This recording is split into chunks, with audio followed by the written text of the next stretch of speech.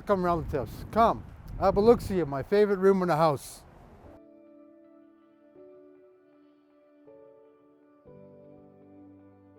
This valley to Edmonton's North Saskatchewan River has been a sanctuary for thousands over the years, as it's been mine, with countless hours spent enjoying the view, the space, and time for reflection.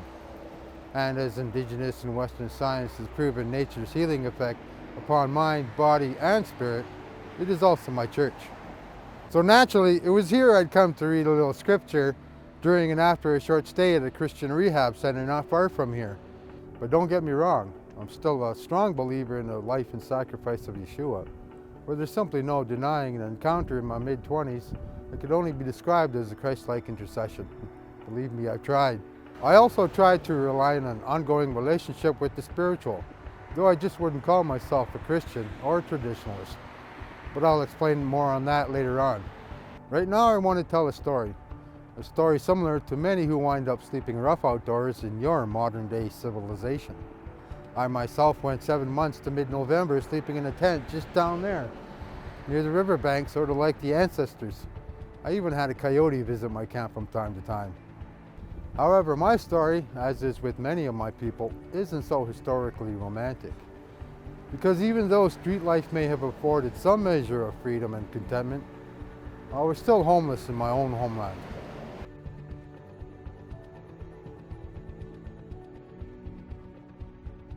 My mom went to residential school. My dad went to a labor farm, and it was a total erasure of our identities. Right, growing up, I never knew who I was. I was ashamed of the Indigenous part of my life, right? Because of the racism in school, being picked out by teachers all the time, and getting in fights with other students all the time. Yeah.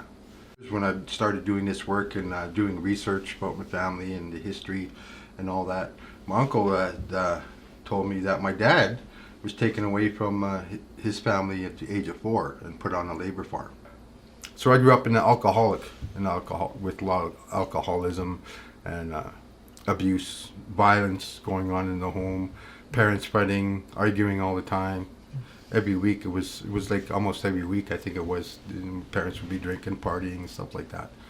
And that was like for the younger part of my life, right?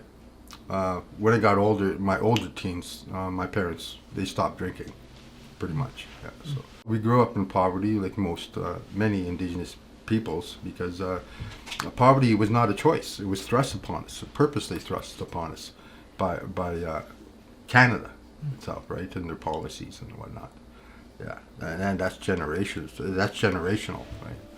In the near 22 years since I first started down the path of what could only be called learning through suffering, I probably had a place I could honestly call my own for only 4 of those years.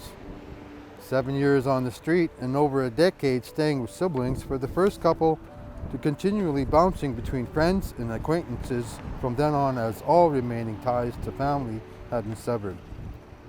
This type of situation is what is known as the hidden homeless, and more often than not can be even more stressful than living on the streets, because you're not just worrying about yourself, you're also constantly worried about being an imposition to the people you're staying with, even though you might be paying them, or perhaps sometimes, depending on the kind of friends, becoming a target for exploitation. Throughout those years, no matter how bad it got, I always had hope for the future, though perhaps not always for my own. Then after my first round at rehab, most of my time on the streets was spent clean and sober. Yet of course there were a few minor relapses. However, one was particularly severe, as I finally hit a point of losing all hope in everyone and everything. This occurred as a result of my research into the history of colonization, our current systems of governance for concentrated profits, and the profound negative effects this mindset of social Darwinism has on all life on Earth. So why are so many Indigenous people struggling and suffering greatly today? Largely because of the lies, the narrative that has been told throughout history. You know, the history was written by the victors, that idea, right? And when we talk about the history of the residential school and all that, and then you talk to most people these days, they ask about. So I've never learned this in growing up in school or anything. I never knew about this history. So Canada and the United States and all that, these colonies, they tell history through their eyes, through their perspective, right? So this story is about what the indigenous people face is not told. And when it's told, it's told in the grandiose style of Canadian patriotism, right? And that there's the biggest misconception out there is that we were conquered. That Canada, that the colonies came over, or colonists came here and they conquered the indigenous peoples, right? What, there was no war. There was no war for the land for this over this continent, right? We invited early settlers in as friends and neighbors, right? And we were going to live together. But the colonies, they wanted it all. They wanted to control it all for themselves and subjugate to the indigenous peoples, right? Because we weren't seen as civilized. For Indigenous people, who on average make up 50% of the homeless population, going as high as 90 in some Canadian cities, I must say Canada's got some cojones to adorn itself in such adjectives as diverse and inclusive. Many of us end up on the streets largely as a result of being thrust into an unhealthy and often hostile environment simply for being born a redskin.